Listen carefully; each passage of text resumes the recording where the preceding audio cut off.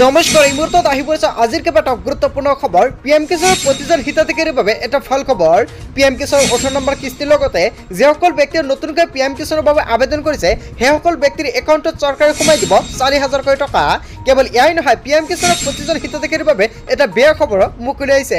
লগতে আত্মসহায়ক মহিলাৰ একাউণ্টত 10,000 কোটি টকা কেতিয়া সোমাই দিব অসমৰ মুখ্যমন্ত্ৰী ডক্টৰ হিমন্ত বিশ্ব শৰ্মাৰ চৰকাৰখনে। লগতে অৰুণোদয় আবেদন নকৰা প্ৰত্যেকজন ব্যক্তিয়ে এতিয়া আবেদন কৰক অৰুণোদয় 3.0। আপুনি কেনেকৈ আবেদন কৰিব সম্পূৰ্ণকৈ জানিব পাৰিব। গোটেই অসম তথা ভাৰতৰ বিভিন্ন প্ৰান্তৰ পৰা যুগুত হোৱা হৈছে কেইবাটাও ডাঙৰ খবৰ।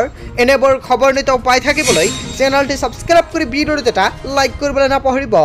আজিৰ আমাৰ প্ৰথমটো খুব গুৰুত্বপূৰ্ণ খবৰ হৈছে অসমবাসীৰ বাবে এখন ডাঙৰ খবৰ। আজি পিএম কিষাণৰ প্ৰতিজন হিতাধিকাৰীৰ বাবে এটা ডাঙৰ খবৰ আহি পৰিছে। চৰকাৰে বান্ধি দিলে নতুন নিয়ম। 18তম কিস্তি এতিয়াৰ পৰা নাপাব হিতাধিকাৰীসকলে। 20 লাখ কৃষকৰ বাবে আহি পৰিছে বেয়া খবৰ। বেংক একাউণ্টত নাপাব পিএম কিষাণৰ 18 নম্বৰ কিস্তিৰ টকা।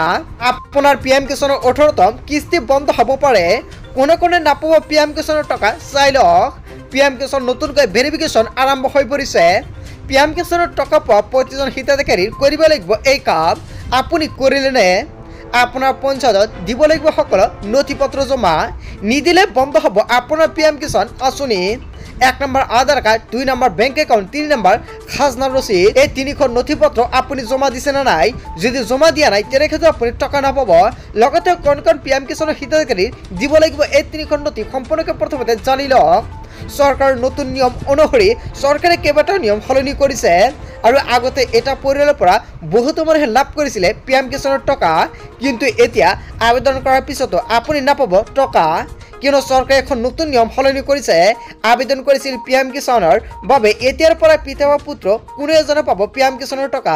যদি আপোনাৰ ঘৰৰ পৰা পিতা বা পুত্ৰ দুজনে পিএম কিষাণৰ বাবে আবেদন কৰিছিলে তেন্তে আপোনাৰ বাবে এটা বেয়া খবৰ, কিয়নো আপুনি এইবাৰ পিএম কিষাণৰ 18 নম্বৰ কিস্তিৰ টকা নাপাব। পিএম কিষাণৰ নতুন SOP আহি পৰিছে। 1 নম্বৰত কোৱা হৈছে এখন মাটিৰ কাগজত এজন ব্যক্তিয়ে আবেদন কৰিব পাৰিব পিএম কিষাণৰ বাবে। নতুন নিয়ম অনুসৰি নিজৰ মাটি থাকিব লাগিব। বেলেগৰ মাটিৰে আবেদন কৰিলে ভেৰিফিকেশ্যন হোৱাৰ পিছত নাপাব পিএম কিষাণৰ টকা। হয় বন্ধু বান্ধৱীসকল, আপোনালোকে নিশ্চয় জানিলে সম্পৰ্কে চৰকাৰে এখন গুৰুত্বপূৰ্ণ আপডেট প্ৰকাশ কৰিছে পিএম কিষাণৰ প্ৰতিজন হিতাধিকাৰীৰ বাবে। তাৰপিছত অসমবাসী ৰাজ্যক জনাইছো আমাৰ পৰৱৰ্তীটো খুব গুৰুত্বপূৰ্ণ খবৰ। লগতে এখন ডাঙৰ খবৰ, আজি আত্মসহায়কত 10,000 টকা দিয়াৰ সিদ্ধান্ত। ফৰ্ম কাৰ কাৰ একচেপ্ট হ'ল সম্পূৰ্ণকৈ জানি লওক। আত্মসহায়কৰ ফৰ্মসমূহ যিসকলে জমা কৰিছে তেওঁলোকৰ ফৰ্ম ভেৰিফাই কৰা হ'ল। ভেৰিফাই কৰাৰ পিছত পৰ্টেলত নাম অন্তৰ্ভুক্ত কৰিছে অসম চৰকাৰে। আত্মসহায়কৰ সকলো মহিলাৰ বেংক একাউণ্টত পোনপটীয়াকৈ 10,000 টকা জমা কৰি দিয়াৰ কথা ঘোষণা কৰিলে অসমৰ মুখ্যমন্ত্ৰী ডক্টৰ হিমন্ত বিশ্ব শৰ্মাৰ চৰকাৰখনে। দুখৰ খবৰ যে লাখ লাখ মহিলাই আত্মসহায়কত 10,000 টকা নাপাব, কিয়নো কোনো মহিলাই চৰকাৰে বান্ধি দিয়া নিয়ম ভংগ কৰিলে তেন্তে লাভ নকৰে 10,000 টকা। চৰকাৰে এই 10,000 টকা পোৱাৰ পিছত যিসকল মহিলাই এই 10,000 টকাৰে ভাল ব্যৱসায় কৰিব তেওঁলোকক আকৌ 25,000 টকা দিব চৰকাৰে। যদি কোনো মহিলাই এই টকালৈ কোনো ব্যৱসায় নকৰে তেন্তে সেইসকল মহিলাই উভতাই দিব লাগিব 10,000 টকা। কাৰ কাৰ ফৰ্ম একচেপ্ট হ'ব, লগতে কোনে কোনে 10,000 টকা পাব এই সম্পূৰ্ণকৈ ঘোষণা কৰিছে। 1 নম্বৰত উল্লেখ কৰিছে DBT লিংক থকা বেংক একাউণ্ট। যদি আপোনাৰ বেংক একাউণ্টৰ লগত DBT লিংক আছে তেনেক্ষেত্ৰত চৰকাৰে শীঘ্ৰে আপোনাৰ একাউণ্টলৈ প্ৰেৰণ কৰিব 10,000 কোটি টকা। লগতে গছপুলিত ফটো দিয়া, আপোনাৰ গছপুলিত ফটোটো দিব লাগিব। লগতে বেংক একাউণ্ট দিয়া আৰু এইকেইটা ফৰ্মৰ লগত আপুনি সম্পূৰ্ণকৈ দিব লাগিব। জেনেৰেল কাষ্টৰ 3টাতকৈ অধিক সন্তান থাকিলে নাপাব আপুনি টকা। যদি 3টাতকৈ তলত সন্তান আছে তেনেক্ষেত্ৰত আপুনি 10,000 টকা লাভ কৰিব। 5 নম্বৰত কোৱা হৈছে SC ST মৰাণ মটৰ ট্ৰিটেবল আদিৰ 4টাতকৈ অধিক নথকা মহিলা। লগতে বিজনেছ প্লেন ফৰ্ম দিয়া। আপুনি আত্মসহায়কৰ ফৰ্মৰ লগত বিজনেছ প্লেন ফৰ্মটো দিছে নে নাই?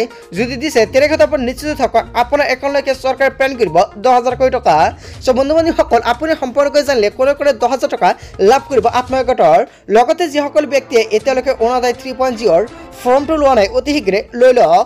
চৰকাৰে বিতৰণ কৰি আছে অৰুণোদয় 3.0ৰ ফৰ্ম আৰু অতি শীঘ্ৰে আপুনি আবেদন কৰক। 1250 টকাৰ আঁচনিত আপুনি নামটো অন্তৰ্ভুক্ত কৰি লৈ লওক। গোটেই অসম তথা ভাৰতৰ বিভিন্ন প্ৰান্তৰ পৰা যুগুত হৈছে কেইবাটাও ডাঙৰ খবৰ।